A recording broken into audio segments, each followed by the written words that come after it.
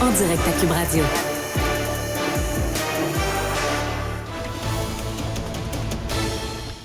Alors, on joint Marie Montpetit dans les studios de Cube Radio. Bonjour, Marie.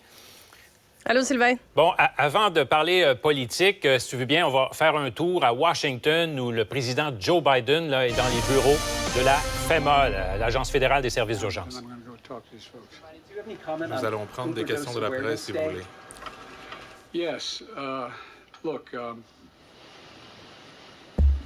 I've been dealing with drug epidemic in America. Je m'occupe de l'épidémie des drogues en Amérique depuis que j'ai siégé sur un comité de sénateurs et dans bien des cas, la nature des drogues qui a été consommée et le fentanyl est une drogue nouvelle et vraiment dangereuse. Beaucoup de gens meurent de l'ingestion de cette drogue et sans savoir même quelle drogue ils prennent. Et les choses que je demande au Congrès, c'est qu'il nous faut environ 15 milliards de dollars pour construire la technologie qu'il faut pour déterminer si ces drogues parviennent dans notre pays à partir du Mexique. Alors, il y a d'autres choses à faire.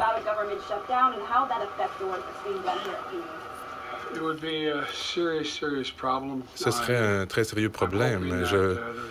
J'espère qu'il y a une plus grande maturité pour que ces choses n'arrivent pas.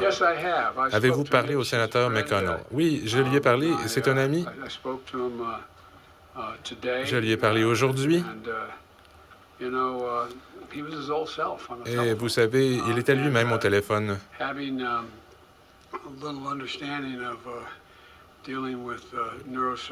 Je sais un peu de quoi il retourne avec la neurochirurgie. Et ce n'est pas du tout inhabituel d'avoir ce genre de réponse quand on a eu une commotion cérébrale. Ça fait partie du processus de rétablissement.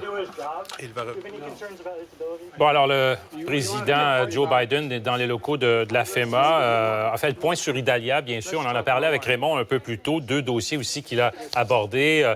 D'abord, la question des surdoses. C'est important de le dire. On va y revenir également dans l'émission sur les problèmes donc de surdose. Aux États-Unis, la Maison-Blanche vient d'ailleurs d'annoncer 450 millions de dollars pour financer la lutte contre la crise là-bas. Montréal, il y a une augmentation, on va en parler un peu plus tôt. Et aussi, il a fait état de Mitch McConnell, le sénateur républicain, là, qui a des problèmes de santé. On l'a vu plusieurs fois à la télévision. Alors, on revient dans les studios de Cube Radio avec Marie Montpetit. Donc, Marie, revenons avec la politique québécoise. On parle beaucoup de ce fonds vert là, qui, on l'a dans le passé utilisé pour toutes sortes de choses un peu questionnables, disons ça comme ça, mais encore là, justement des questions sur l'utilisation des subventions. Ah, absolument, Sylvain. C'est un peu le jour de la marmotte. Là. Ça en est presque décourageant quand on voit que cet enjeu-là est pas réglé. Hein. C'est pas la première fois que le fonds vert est dénoncé pour des sommes qui ont été données finalement pour des projets plutôt douteux et questionnables. Encore dans les derniers jours, les dernières semaines, il y avait des éléments qui avaient donné, entre autres, à Air Canada, à un spa. Là, on apprend finalement que c'est des millions qui ont été donnés pour des entreprises de cannabis. Donc là, le principe, c'est un fond vert, mais là, pas vert juste de la couleur, là, mais vert sur pour pas faire de jeu de mots sur la lutte au changement climatique. Puis on se rappellera, Sylvain, que Benoît Charette, le ministre de l'Environnement, lui, avait dit justement qu'il allait changer la façon de fonctionner, la façon d'octroyer les fonds. Il s'est donné plus de pouvoir discrétionnaire pour l'octroi de ce fonds-là, mais force est de constater que non seulement les problèmes ne sont pas réglés, mais en plus de ça, cette information-là s'ajoute à la suite de la démission de membres du Conseil, justement, sur les changements climatiques, le Pierre-Olivier Pinault. On en a parlé beaucoup dans les derniers jours. Et c'est le 4e membre du comité qui démissionne. Et justement, il dénonce le manque de transparence de la gestion de ces fonds, l'opacité et comment ils sont octroyés. Donc, ça vient soulever encore énormément de questions. Et tu auras vu aussi que Québec solidaire demande une enquête à la vérificatrice générale sur la gestion de ces fonds. Et peut-être effectivement qu'il est venu temps là, de régler cette question-là une fois pour toutes là, sur la façon dont ils sont utilisés. Parce qu'en plus de ça, en parallèle, on a les municipalités qui aimeraient bien avoir cet argent-là pour l'adaptation au changement climatique. Là. Bien, c'est ce que j'allais dire. Là. Les fonds pourraient être utilisés. C'est pas parce qu'il manque de projets là, en matière environnementale. Là. Ah, dans l'adaptation puis la lutte au changement climatique, c'est pas les besoins les endroits pour investir de l'argent qui manquent à l'heure actuelle. Ça, c'est certain. Avec tout ce qu'on a vu cette année de verglas et de conditions extrêmes là, et de feu, les besoins sont au rendez-vous, mais il faut que l'argent aille à la bonne place.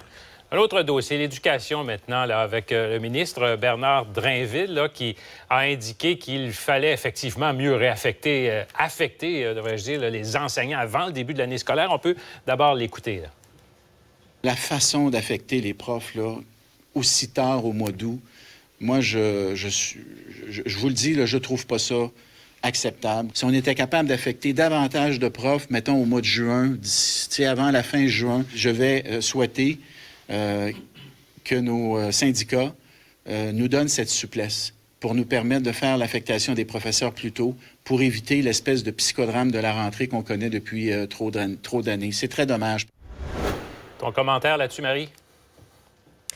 Bien, c'est un commentaire qui est intéressant de la part du ministre de l'Éducation, mais peut-être que ça aurait été bien qu'il le fasse au préalable. Là, on est en pleine rentrée scolaire. C'est comme s'il réalisait ça alors que ça fait déjà 1 an qu'il est ministre de l'Éducation. Il n'a pas tort sur le fond. Par contre, qu'on a vu plusieurs centres de services faire des affichages dans les derniers jours pour combler des demi-postes, des temps pleins. C'est des affichages qui auraient peut-être dû être faits aussi beaucoup plus rapidement là, parce que les centres d'établissement, mais ils n'ont pas tout le portrait non plus au mois de juin. C'est ce qui explique la situation. Donc, c'est un commentaire pertinent, mais peut-être un peu facile aussi. Là. En tout cas, on verra. Là, on va parler aussi plus tard dans nos bulletins de la formation des enseignants, justement. Ce 4 ans là, qui est obligatoire depuis nombre d'années. On va en parler un peu plus tard dans nos bulletins. Marie Montpetit, merci. Merci, Sylvain.